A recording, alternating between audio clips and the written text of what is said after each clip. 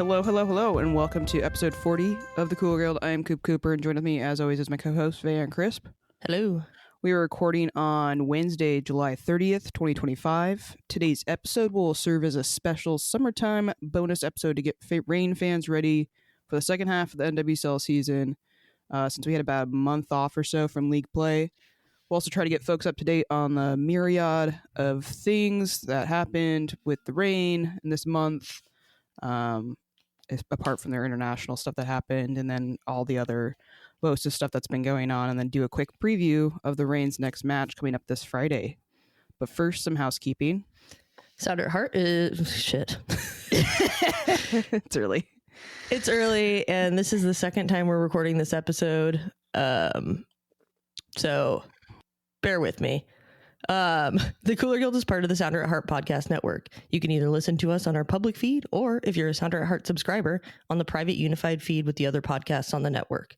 If you'd like to become a subscriber, just visit our page at sounderatheart.com/the Cooler Guild. New subscribers get 10% off the normal rate, and you'll help support everything we're doing. Yeah, as Van said, we lost a recording yesterday. Something happened. It seemed like the whole website that we used to record, something technical you're happened. saying we're recording on Tuesday. We didn't change that either. I did say Wednesday. Oh, did you? Okay. Yes, I got that right. Yeah, we were recording last night, and then maybe we had less than 10 minutes left to record. Definitely less than 10. Oh, yeah. And the whole thing is lost. So here we are, 7 a.m, doing it again. Rolling it out before I have to go to work here. Yeah. Should we even banter? Do you want to banter? Do you have anything you want to say? Like about your time off? I guess, I went to Canada. We talked about this a little bit. The one thing I didn't tell you that happened in Canada, we did go to this really cool island that's like a bunch of farm stands, like all over. And a lot of people like take their bikes and do like biking trips. And there's a lot of farm animals and stuff. Like bike packing? Mm-hmm. Cool. But what was it called? What was the island called? Salt something. I can't remember the name. Salt Springs. Okay. Spring maybe.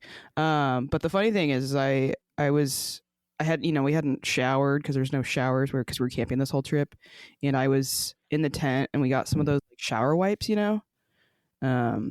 just because like there was no shower, so we bought some shower wipes. And so I finally was like, all right, I'm gonna go like do a little full wipe down in the tent. This was like before we went to bed, so I'm like stripped down, wiping myself, cleaning myself, and Alex is outside the tent, and all of a sudden I hear this like shrieking and I'm like fully just not dressed inside of the tent, and Alex is like screaming, and I was like, what just happened? And she's like, oh god, and like it was like full panic, and I was like, what happened? And she's like, hurry and I'm like, no, I have to like rush to put some clothes on, and I get out, and she like a yellow jacket flew into her drink, even though she covered it with like lightly, and she sipped her drink, and the yellow jacket like stung her lip.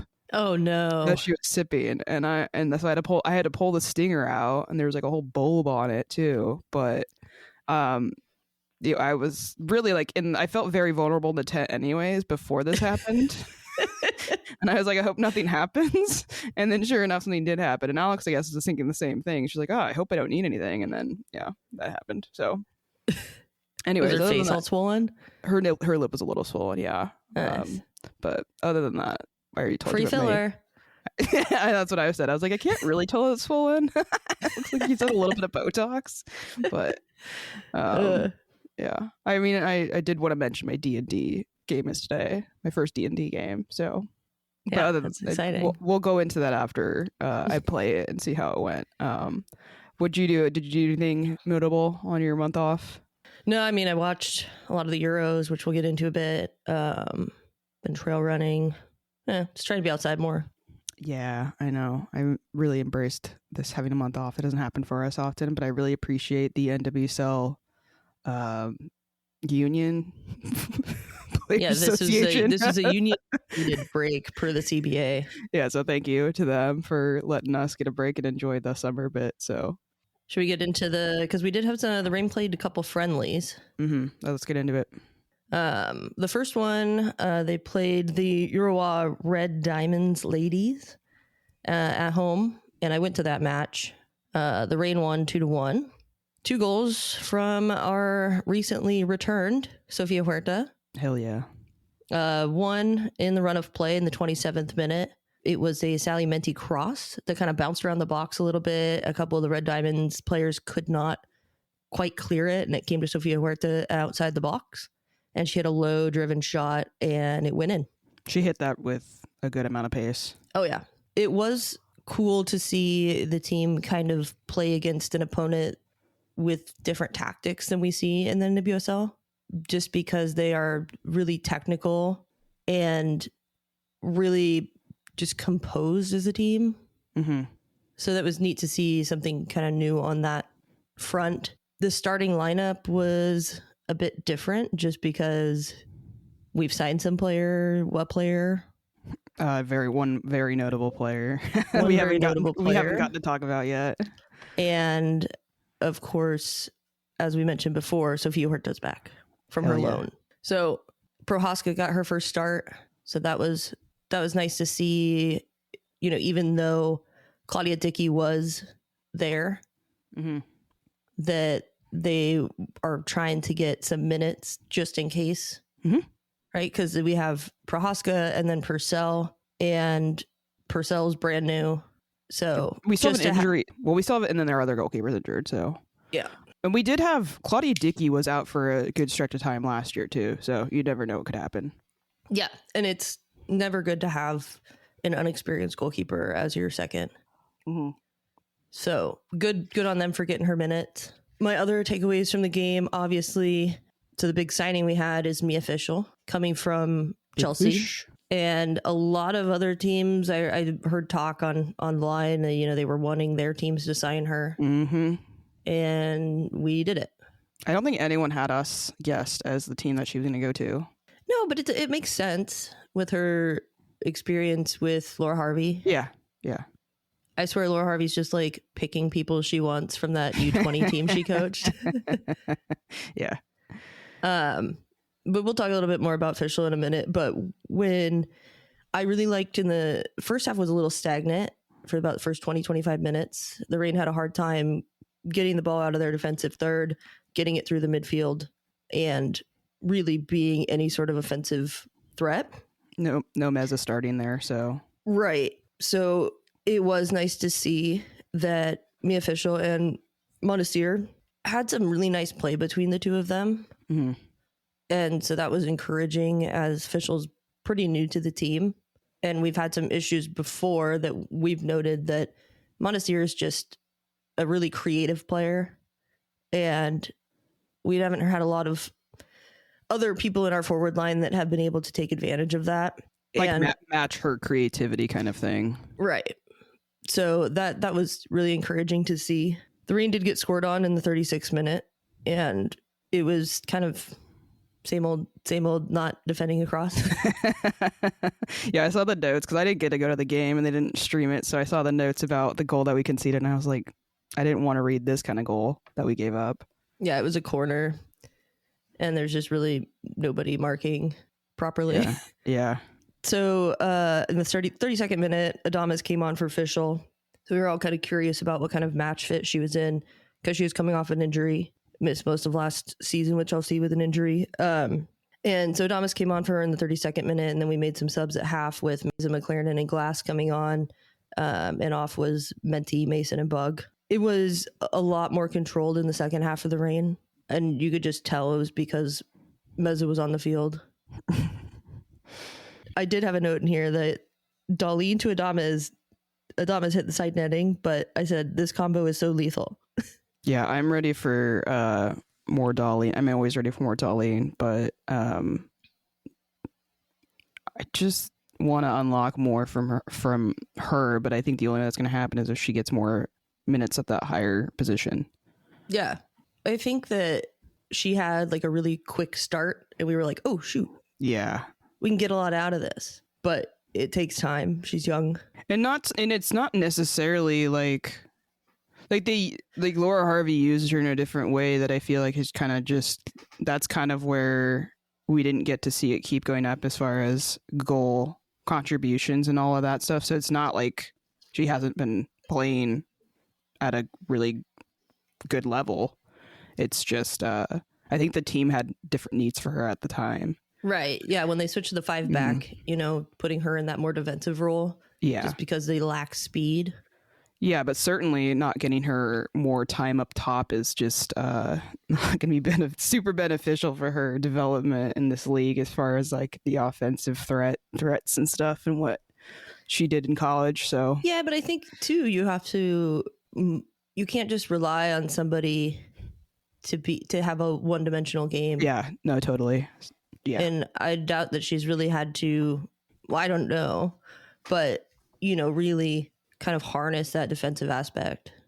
Yeah, I mean, that's something that Laura Harvey loves out of a player. And I think as a person, like a player at this level, like you do need to have that honed in. So it's only going to help her game in other parts too. So, right. So Huerta got taken down in the box from a really great buildup, actually. See if I can find my notes here. It was a Coco had a great through ball to Heidema in the box, and Heidema cut it back. The Red Diamonds player just kind of took her legs out. Fair penalty. And Huerta, being Huerta, just stepped up, took the PK, and got it in. Yeah, game ended 2-1. We did have an oops, all Maddies moment in the match, where every Maddie on our team was on the field. I didn't think that would actually happen. I didn't either. It just seemed unlikely. But it was cool. The attendance was fairly good for a Sunday afternoon game where there was a Mariners game happening across the street at the exact same time.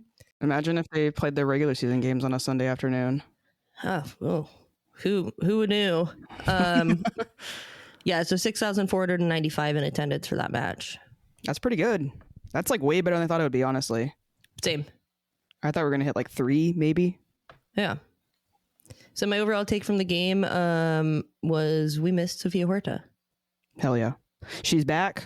She's back, baby. She's ready.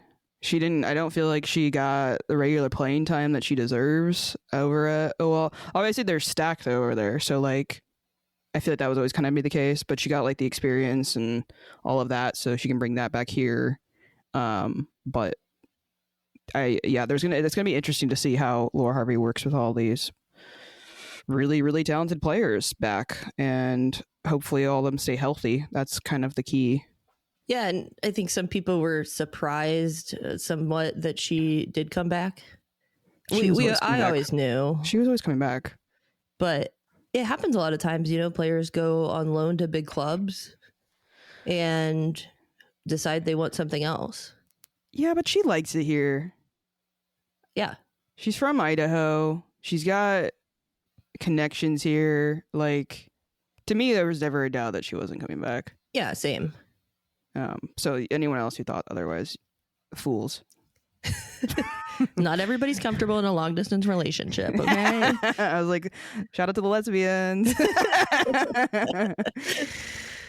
We had another friendly in Portland. It seemed like not very exciting, but we did win, so that's always exciting to beat Portland. Even if it was a bit questionable how we won. It was 0-0, went to penalties, 5-4. We won on penalties. Claudia Dickey saved.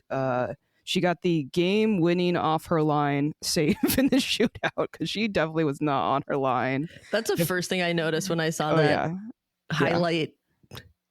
Yeah, and they posted it. I was like, I wouldn't post that angle. I mean, VAR. I was like, if VAR was having a say in that, that's definitely going to get retaken. But it's a friendly, So, a win is a win. Yeah, and it wasn't like she was far off of her line. It was just there might have been a little paint on the heel, maybe, but like it was like one blade of glass. It was like the line's there, and her foot's like one step next to it, like right next to it. But yeah, we did win it, so suck it, Portland. I can only say that until we go to Portland again soon, which is why I did not go to this game. But yeah, good for Dickey. Like to see that happen to her when she comes back from her amazing performance with the U.S. Women's National Team. I did want to kind of make sure we highlighted maybe a player from this little break. So I came up with Special Edition Cooler Player of Summer Break. I love it. The Cooler Player of the Summer Break is brought to you by the Doctor's Office, a great little 12-seat bar on Capitol Hill. The owner is a big fan of the rain and is proud to be our first sponsor. Was this an excuse to just give an award to somebody who we really like? Sure. Do they deserve it? Yeah. And like, I think if things didn't shake out the way that they did, it would be going to somebody else. Right. But I also think like there was a match. I did attend the match. I felt it appropriate to give a player of the match for the one that I saw. Yeah. And of course, none other than Sofia Huerta. So welcome back. Congratulations to the first ever player to get Cooler Player of Summer Break. What a success. Well, I hope that she can continue to be impactful, and you really saw it in the match. Mm-hmm. And just the sheer confidence of somebody, first game back with a team, right? Taking that pen. Put a goal in and then just walk up and take the pen. Take a good one. Yeah, now I think about it, like, how many pens have we gotten this year? That's a great question. Because I'm just thinking about, like, there was a moment for a while where I was like, I don't know who's taking our pens if Fishlock isn't on the field and Megan Rapinoe's not here. And then we've figured out where to really get at them. And now I have, like, I can feel a little bit, I can breathe easy a little bit. Yeah. Anyways, congrats. And thanks again to our sponsor, the Doctor's Office. The Doctor's Office is the best place to grab a drink before or after a rain match. Make an appointment today and go try their limited edition LLG Shrub Cocktail, a seasonal shrub of lemon, lychee, and ginger. Add a healthy dose of Angostura for added complexity. I hope I said that right. Those bitters, those yummy bitters. Check out their Instagram at TDO Seattle, or better yet, go drink there in person. Cheers. Cheers. 7 in the morning. Cheers. I have water. I did make a coffee. Rain news. The big news. We signed Mia Fishel to a very long-term contract through 2029. Yeah, that is huge. I mean, she's 24 years old, coming off of an injury, and I think some people are rightly a little bit skeptical. And obviously, we don't know the exact details of this trade or this signing. I gotta say, I really, really, really want the league to have more transparency with this stuff, because it would make everything more interesting for stuff on our side. I did see that it was a relatively huge amount of money. But like, she only had a year left on her contract, right? So it couldn't have been that much money. Yeah. And we don't know like if the details that come out are accurate. Yeah. I think the deal, like her contract is worth a lot. I don't think the transfer was that crazy. Yeah. It's believed to be nearly 2.5 million. It's a lot of money in women's soccer. For sure. Apparently that's the contract is believed to be worth nearly 2.5 million. It's 4 years. Do you think, like you said, she's coming off injury. We don't fully know what her form is. We know what she has been capable of, and if she gets anywhere close to that, that'll be a great signing. But do you think the risk reward here is worth it? Absolutely. A young player, a really physical presence in the forward line for the Reign is necessary. And I always thought that she would be a good fit for the NWSL just because of her physicality. Yeah. She's a strong person, player, body to have up there. And I think you also have to know somebody coming off injury after, having a really kind of storied beginning of their career. Because she got drafted in the NWSL, but was like, screw that, I'm going to go to Tigres. Yeah. And so she got drafted by, was it Orlando or something? I can't remember, but I think they didn't tell her what she was going to do there. She was just like, I don't want to wait to see what they're going to do. Like, they don't even know what they want with me. Yeah. And it was before, the free agency CBA. Yeah.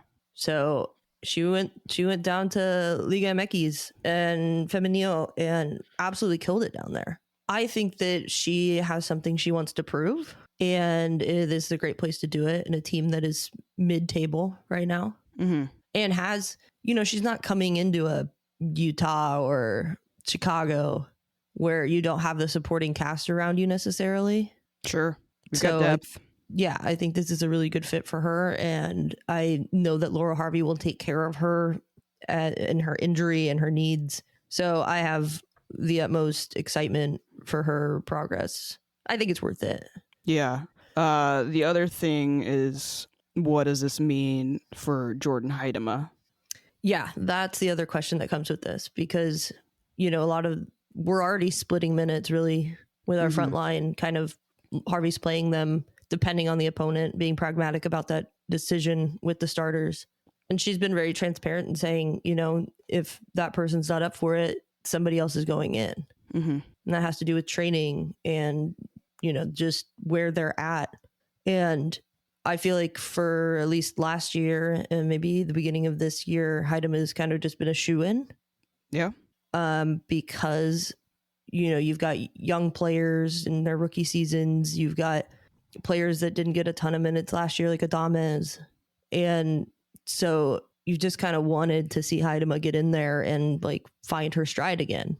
And she hasn't been able to do that. So I think what this means for her is either she's going to have a discussion with the coaching staff and find where she's needed and be okay with that and fill that role, or go somewhere else that needs her to get a lot of minutes, or use this as some sort of light and a fire in her, because that possibility of her not getting a lot of minutes because her production rate's been so low that she's like, okay, now or never. Yeah, and I don't think it's easy to find a team like the Reign that I would hope that maybe that's going to be the case, is that it lights a fire under her.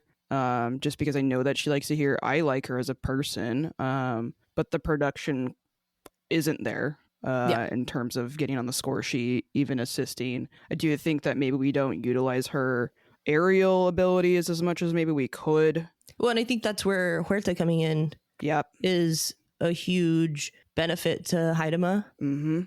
Just because that crossing ability is incredible. And if Heidema is able to get herself into those areas to be able to finish those crosses, totally, boom. Yeah. Production skyrockets. Yeah. And I think it's easy to be like, I don't know if Heidema's going to want to stay here. And, you know, like, it won't shock me if she decides she wants to be somewhere where she's going to be the clear starter, and not have to really fight as hard for minutes. But at the same time, I love having a team that's just stacked like crazy up top. Yeah, and as long as the player is all right with their role, and is happy and confident, they're not going to want to leave. No, because we got Lynn. She's not as young as she used to be. Right. We don't know where Mia Fishel's at fitness wise. That's going to take some time. Adamas is still super young. So it's not like, I feel like we don't have anybody that's like a clear favorite necessarily at this point. I would say Darlene, you could definitely like always have her as a starter. It's just a matter of what position she's going to be in. But I think there's definitely room for everybody. There's room for everybody.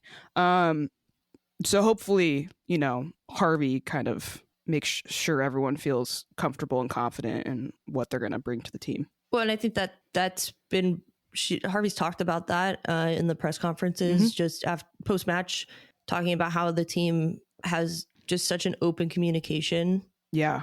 And that the culture is really transparent within the team.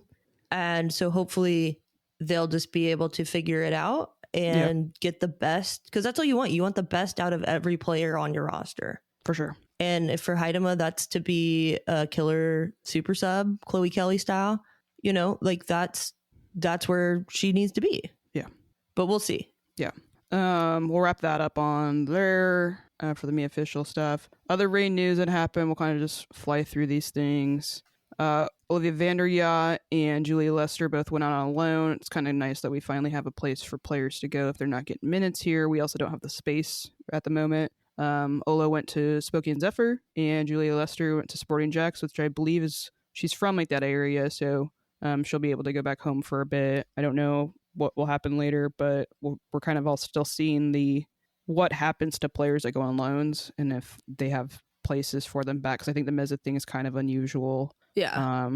As far as earning your spot and becoming a quick, like a obvious starter after you have your little loan spell out there. But I don't know. Ola was a starter the Super for a League while. is also new. Yeah. So it's an experiment, and it's nice to have a place for players to land and stay fit. Totally. Get minutes. Yeah. Which does allow us to like kind of have more players in and out. Anyways, Meza got a contract extension. Amazing. Signed through 2028. Love this. Amazing. Great.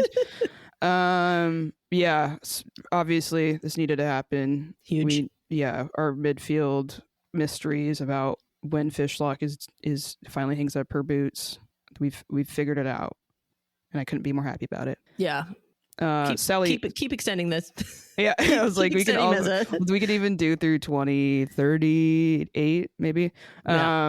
Sally Menti got her contract extension. She signed through 2027. There's a mutual option for 2028. Good for her for taking her moment that she needed to have and getting that contract. Yeah, good for her. Good for you. Yeah, didn't have to go on loan. The other one that probably doesn't surprise anybody is Lily Woodham. There was a mutual contract termination, and she's already signed with Liverpool women's team. Good for her. Just didn't work out here.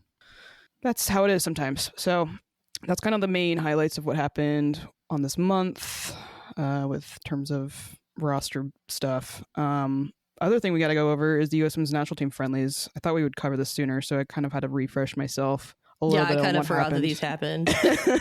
It was like the week after, or like, yeah, it was like the week after the league kind of wrapped up before the month-long break. Anyways, Claudia Dickey got her moment. Yeah, first start, first cap. Yeah, I think she looked great. I thought she looked really great. She didn't have much to do, to be fair. But she came up big when she needed to. She did. She looked good. She looked comfortable. She looked stoic. She looked like she was meant to be there. Her resting face is so good, and I was so happy to see people on Bluesky like notice how like just in the zone she gets when she's on the field. I think she's I'm gonna say it. I think she's locked in the second spot for the goalkeeper for the national team. I would agree with that. I think the scary thing with Claudia Dickey is she has room to grow. Yeah. She's already good, great, maybe even, but goalkeepers peak late 20s. We got a couple years. Yeah. Now she's got the confidence of this behind her, so that's great. Sam Meza and Jordan Bug got some caps finally. Yeah, capped. Senior national team. They are capped. Amazing. Well deserved. Meza, I would have preferred she got a little bit more of a like. She seemed to be using that sixth position. That's kind of where she was at. And I was hoping it could, just because of the opponent, we didn't get to see as much of what she can do as I would like. But she looked good. I don't think I have any complaints. She was trying to get in and challenging players and all that stuff. So great for her. Jordan Bug, unfortunately, we did not get the Germa Bug collab. I know. I was like, oh, it could happen. No, it didn't happen. Yeah, but she looked good. She looked comfortable. Yeah. And then Lynn, classic Lynn, got a goal against Ireland. Early goal, too. That was nice. I also just love seeing her last name on everything. I know, me too. Her last name's so good. And then the other two players I wanted to shout out because I thought they played really well. I didn't realize Avery Patterson was going to play so well. Yeah, she showed up. Yeah, she was really good. I'm excited to see more for her on the national team. I put Avery Patterson, hell yeah. And then I also put Alyssa Thompson, hell yeah. Alyssa Thompson, unbelievable in these games. Yeah, she is just something else. She just ran through everybody. Yeah, her ability to like create her own chances is unmatchable. Yeah. I mean, and I see a lot of that in Adames. Mm-hmm. When Adames comes into a match, there's just a spark. Like a hunger and like need to just make the game hers. Yeah. And make something happen. Totally. But yeah, Alyssa Thompson, man, I wish she would be on a better team. I mean, yeah, it just seems like Angel City has the resources to be really good, and maybe something will change with this new ownership that they got. But they definitely seem way more focused on brand image than they are on creating an elite team. Yeah. Which is fine by me, but Alyssa Thompson deserves better. She sure does. Any other thoughts on the U.S. national team? None. Thank you for listening to the Sounder at Heart Podcast Network, which now includes No Sarietes, Lobbing Scorchers, and the Cooler Guild. We've been independent since August of 2023, but need your support to make sure it continues. Although this podcast is free, it's only made possible by your continued support. Memberships start as low as $25 a year, which not only helps make podcasts like this one happen, but also gets you access to everything we produce. If you're able to support us at higher levels, starting at $75 a year, you gain access to a host of other perks, most notably entry into our members-only Discord, where the smartest, funniest, and most engaged commenters share their thoughts and ideas. To find out more, just visit sounderatheart.com and click the subscribe button in the top right corner. Thanks for listening. The other major tournaments we got going on, Euros, AFCON, Copa America, England, they did it. So a lot of my month was spent watching the Euros. It is outside of anything the U.S. women's national team plays in, including the World Cup. It is my favorite tournament. I really love the England team for whatever reason.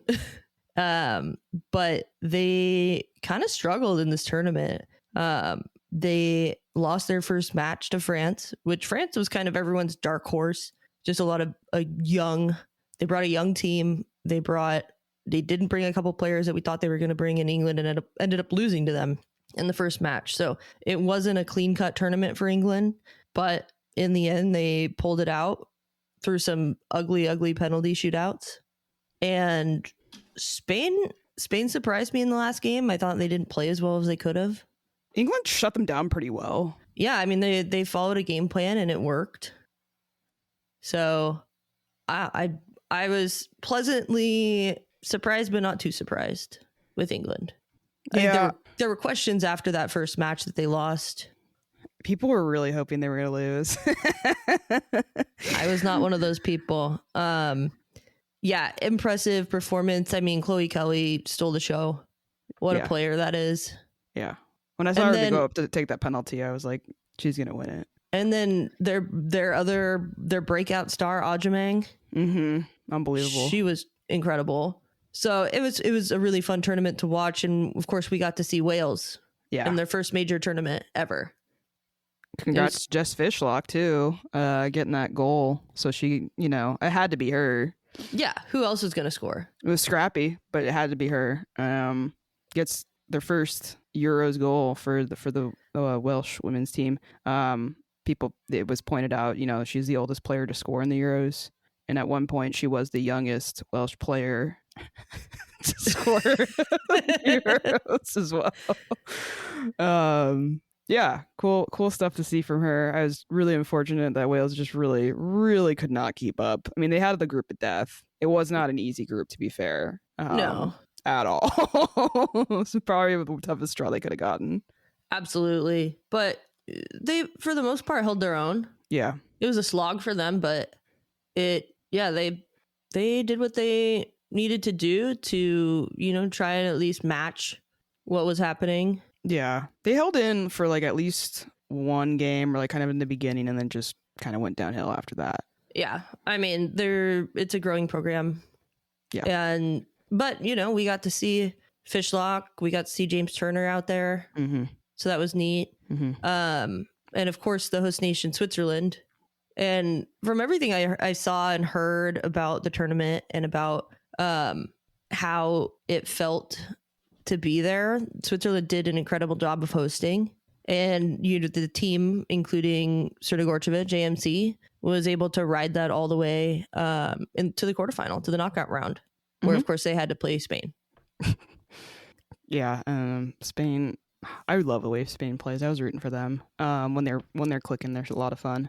But they did go into the half 0-0 in that game against Spain, Switzerland. And eventually they broke, and the stats are very, very much not in Switzerland's favor.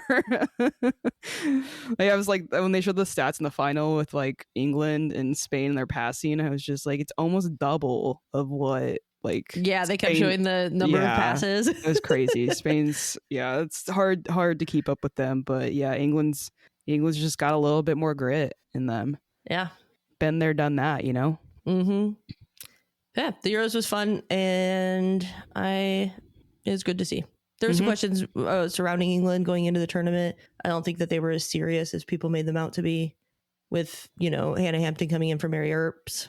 And then I feel like the good thing though is they had players that were finally willing to we had this problem with the US, right? Like I think there was some older players that didn't actually, like, they should have maybe not gone for these call ups and stuff, and they just kind of hung out for a while, and it might have been beneficial for them to actually take some time away.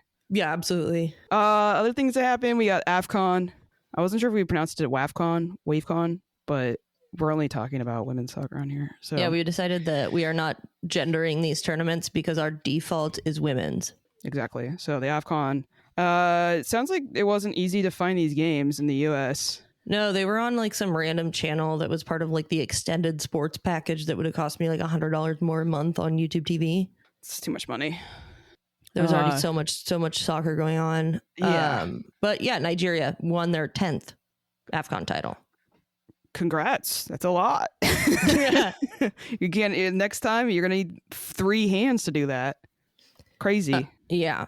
And then we've got the Copa America final, which was set yesterday with Colombia against Brazil. And that'll be on Friday, August 2nd at 2 p.m. on FS1, Fubo TV, and VIX. That's going to be fun.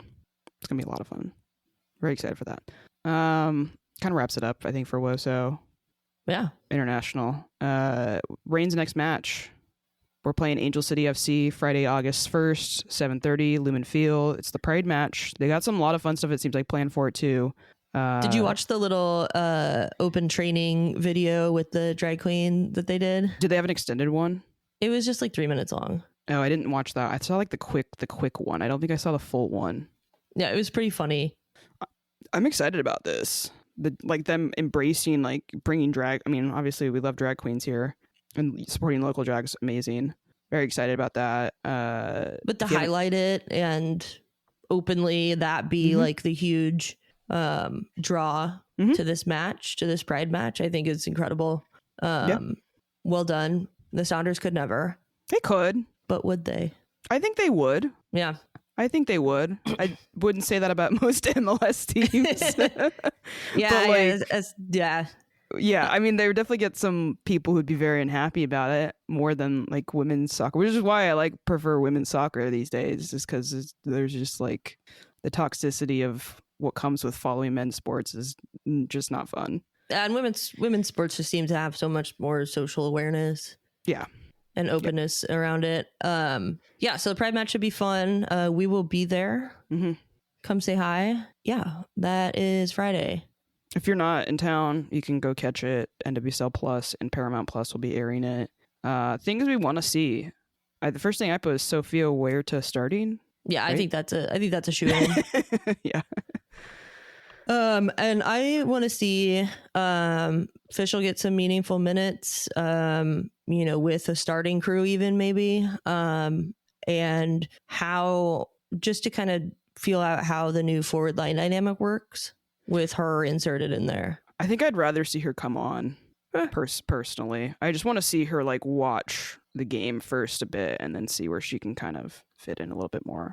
Well, good thing is it's not up to us.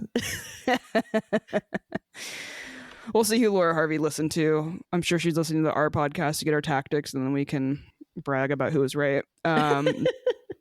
Yeah, I'm excited. Finally, it's all back. New players, old players coming back. Second half of the season too. I mean, this is the time to push it up another level. And, this is lock-in time. Yeah. Where we're sitting in the table is a really volatile place. There are between playoffs and not playoffs is a 1 game threshold right now. So they really need to lock in and get some results. Yeah, and they also need to be worried about Alyssa Thompson. Yeah, for this match. Yeah. So go to the game, get your tickets. Darlene on her. What was that? Put Darlene on her. Yeah, please. And get your tickets if you haven't. They've got a deal for $19 right now to celebrate Mia Fishel. Who chose number 19. Yeah, no excuses to not go. I think that's pretty much it for everything. Shout outs. You got any shout outs? You do yours first. I just want to shout out Tobin Heath retiring because I think that's kind of a big deal, especially since we didn't realize at the time that her last ever professional goal, we watched her do it in a rain jersey against Angel City. It's all kind of fitting. The thing that I was excited about, because I do follow the Tour de France, and the Women's Tour de France is kind of newer, and it's kind of fun to see how it's been developing and stuff. And I just go watch the highlights if you're interested in getting into it. Just watch the highlights, otherwise you're going to be spending a lot of your time just watching nothing happen. But there is like a highlight thing that NBC puts out. But the cool thing is that Tobin Heath was invited back, but they told her she can only come back because she was like interviewing cyclists last year at the Women's Tour de France. They told her, you can come back and do this, we'll cover it, but you have to participate in the l'etape, I think is how it's pronounced. And they like have people who are allowed to participate in like this part of this one of the stages. And apparently it's like super difficult. And they told her, like, if you're going to participate, though, like, just know you actually have to train for it. Is that why she's been biking all the time? Yeah. I keep seeing that on. Yeah. So it's like a crazy difficult, like there's like it's like a mountain course. And those mountain courses are brutal. I think it's got, what is it? 20. I'm guessing she's going to do the more difficult one, hopefully. So the more difficult one's got 3,490 meters of elevation gain. I went mountain biking recently and I realized I am not built for that. It's so hard going uphill. It's terrible. I hate it. So I'm hoping she films it and we can kind of see how it all went for her. So when does she start? I think today's that stage, like that little stage, because they set them off before the rest of the actual tour goes, and then they have like cutoff times, and if they don't finish, then they have to like get off the course. But they get to be up front for watching the rest of the race, which is kind of fun. But I'm still new to figuring what that deal is. So, anyways, any shout outs for you? I was trying to think of one while you were talking. I can't think of any. Okay, great. Shout out to you guys. Thanks for listening. We're happy to be back. Yeah, for sure. Tell your friends. Yeah.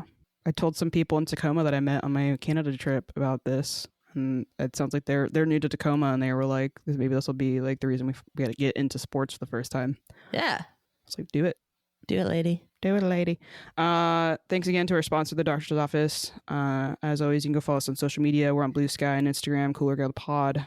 You can send us an email. We love an email. thecoolerguild@gmail.com. You can also visit us on our website, our main site, soundetheart.com/the Cooler Guild. We're also on YouTube, youtube.com/@thecoolerguild. Most episodes, there'll be episodes of video up there sometimes. And if wherever you're listening, you can go rate 5 stars. We would appreciate that. There is also a tip option on Sound at Heart page. Yeah. If you don't want to do the full subscription to Sound at Heart, although I encourage you to do that.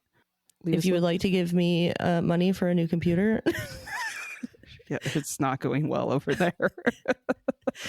My MacBook Air was not designed for podcasting capabilities. No. It's kind of a miracle you're even able to do this. It's a struggle over here. Yeah, rate 5 stars. Tell your friends. We're stoked to see everybody at the game on Friday. Bring people. Bring other people who haven't been. Bring people. Hit us up on Bluesky. Maybe we can do a spot where we can all meet up. Probably Hooverville. Love me some Hooverville. I mean, at the game. Oh, yeah. Well, I'll probably be at Hooverville beforehand. We'll see. So we have time for. Yep. Till next time. I'm Coop. I'm Van. Stay cool, y'all. Stay cool.